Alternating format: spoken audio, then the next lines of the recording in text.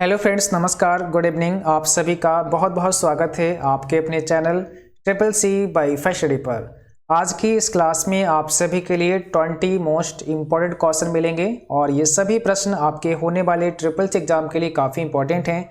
सो आप सभी इस क्लास को लास्ट तक जरूर देखें। और आप सभी को बता दें, अगर आप ट्रिपल सी एग्जाम के लिए ऑनलाइन टेस्ट देना चाहते हैं तो आप हमारी वेबसाइट www.triplec.com पर विजिट करें। यहाँ पर आपको ढेर सारे ऑनलाइन टेस्ट हिंदी और इंग्लिश में मिल जाएंगे।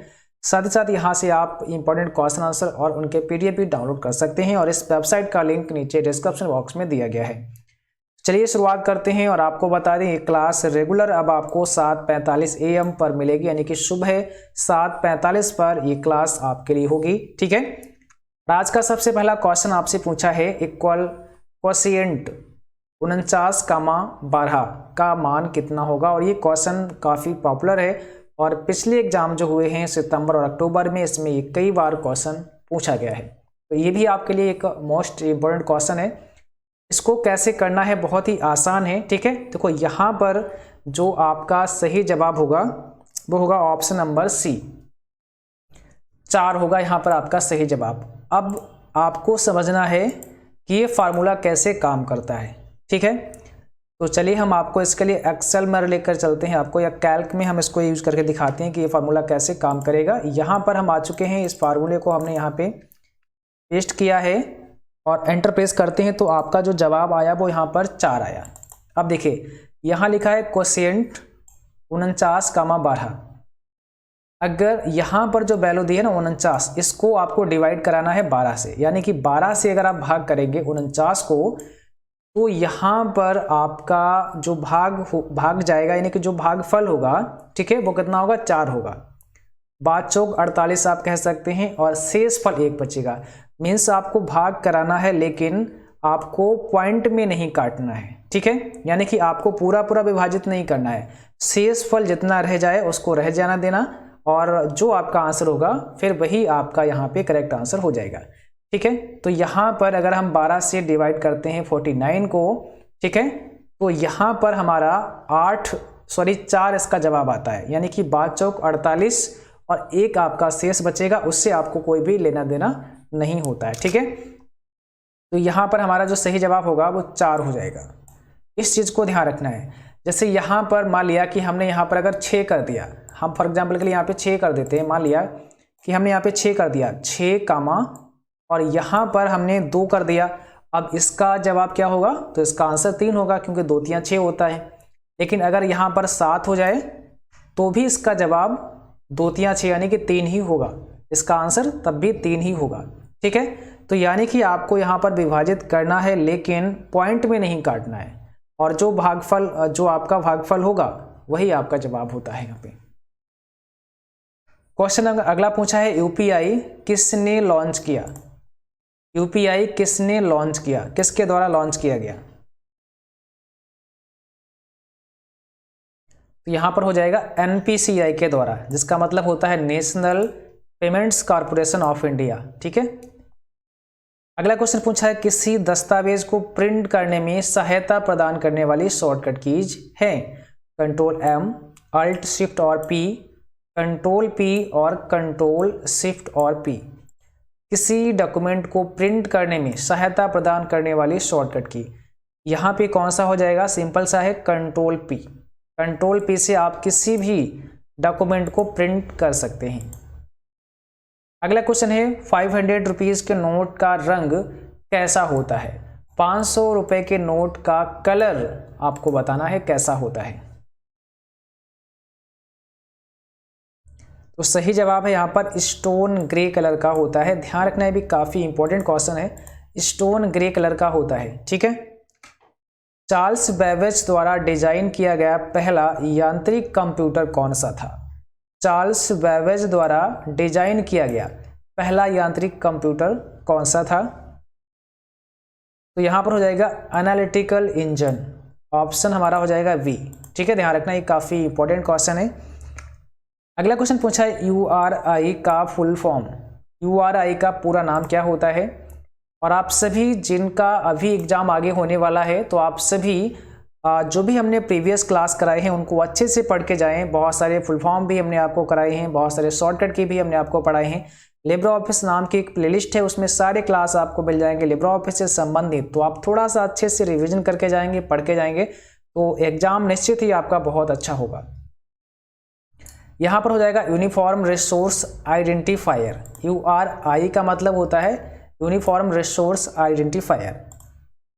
और अगर आपसे पूछें URL का पूरा नाम क्या होता है, फुल फॉर्म होता है, तो यूनिफॉर्म रिसोर्स लोकेटर होता है। अगला क्वेश्चन पूछा है IPv4 कितने बिट का होता है। IPv4 कितने बिट का होता है। तो IPv4 की अगर बात करें तो ये होता है 32 बिट का, ठीक है, 32 बिट का होता है। और IPv6 कितने का होता है, 128 बिट का होता है। ध्यान रखना है, दोनों इंपॉर्टेंट हैं। 6 अगर आए तो 128 बिट का होता है और 4 अगर आए तो 32 बिट का होता है। SMTP का फुल फॉर्म पूछा है आपसे, SMTP का पूरा नाम क्या होता है।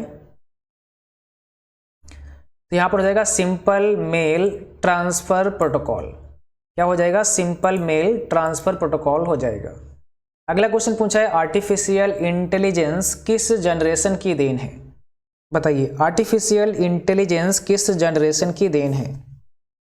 तो ये हो जाएगा 5th जनरेशन, ठीक है, ऑप्शन हमारा यहाँ पे डी हो जाएगा। लिब्रे ऑफिस में अधिकतम फॉन्ट 90 होता है। लिब्रे ऑफिस में मैक्सिमम फॉन्ट 90 होता है, क्या ये सही है। तो ये फॉल्स हो जाएगा, क्योंकि वहाँ पर अगर आप देखेंगे तो मैक्सिमम फॉन्ट साइज होता है 96। जैसे कि आप यहाँ कैल्क में आ चुके हैं और इसके फॉन्ट साइज को अगर हम यहाँ पे आपको दिखाएं तो आप यहाँ देख सकते हैं, यहाँ पे जो फॉन्ट का साइज है वो यहाँ पर मैक्सिमम 96 है। तो मैक्सिमम 96 होता है, और अगर मिनिमम आपसे पूछें तो मिनिमम यहाँ पर 6 होता है। तो ये फॉल्स हो जाएगा, 90 नहीं होता है क्योंकि 96 होता है। RTGS किस वर्ष प्रारंभ हुआ। RTGS किस वर्ष प्रारंभ हुआ। RTGS का मतलब होता है रियल टाइम ग्रॉस सेटलमेंट। 2004 में प्रारंभ हुआ, ऑप्शन यहाँ पर सी करेक्ट होगा। अगला क्वेश्चन है कैल्क में अधिकतम जूम साइज कितना होता है।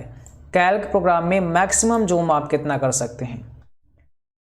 यहाँ पर आपका सही जवाब क्या हो जाएगा, जल्दी से बताना है, और यहाँ पे राइट आंसर है 400%। कैल्क में अधिकतम जूम आप 400% कर सकते हैं। अगला क्वेश्चन पूछा है लिब्रे ऑफिस राइटर का word by default font size होता है। लिब्रे ऑफिस राइटर में बाय डिफॉल्ट फॉन्ट साइज कितना होता है। तो यहाँ पर जैसा कि आपके सामने राइटर ओपन कर रहे हैं, यहाँ पर आप देख सकते हैं ये आपका होगा राइटर टेक्स्ट डॉक्यूमेंट, और यहाँ पर पूछा है बाय डिफॉल्ट फॉन्ट साइज कितना होता है। तो आप देख रहे हैं यहाँ पे 12 नंबर का साइज होता है, ठीक है। यहाँ पर आपका सही जवाब होगा सी 12, ठीक है। यानी कि बाय डिफॉल्ट जो फॉन्ट साइज होता है वो 12 होता है, आप चाहो तो इसको बाद में इंक्रीज कर सकते हो। UPI का पूरा नाम क्या होता है। इसका फुल फॉर्म होता है यूनिफाइड पेमेंट्स इंटरफेस। पहला ये ऑप्शन यहाँ पे करेक्ट हो जाएगा। अगला क्वेश्चन पूछा है राइटर में वर्ड काउंट विकल्प किस मेनू में होता है। वर्ड काउंट विकल्प कौन से मेनू में होता है राइटर प्रोग्राम में।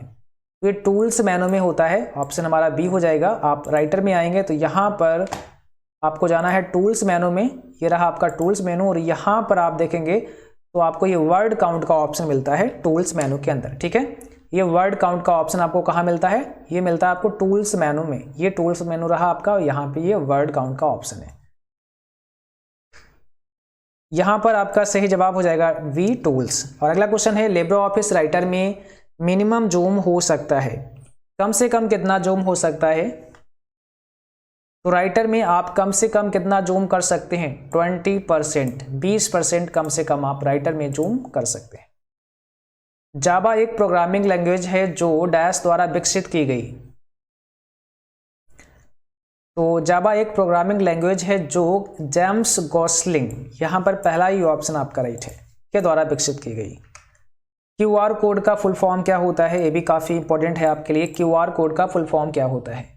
इसका फुल फॉर्म होता है क्विक रिस्पॉन्स कोड, ठीक है, ध्यान रखना है, क्विक रिस्पॉन्स कोड होता है। ये सभी क्वेश्चन बहुत ही कॉमन क्वेश्चन हैं, ट्रिपल्स एग्जाम में हर बार पूछे जाते हैं, ठीक है। तो इनको आपको अच्छे से पढ़ के जाना है। बेसिक क्वेश्चन है ये, तो आपको वहाँ पर मिलेंगे ही मिलेंगे, ठीक है। अगला क्वेश्चन पूछा है फोटॉन का पूर्ण अर्थ क्या होता है, फुल फॉर्म क्या होता है। इसका फुल फॉर्म आपको बताना है और यहाँ पर सही जवाब होगा फार्मूला ट्रांसलेशन, तो ऑप्शन बी हो जाएगा फार्मूला ट्रांसलेशन।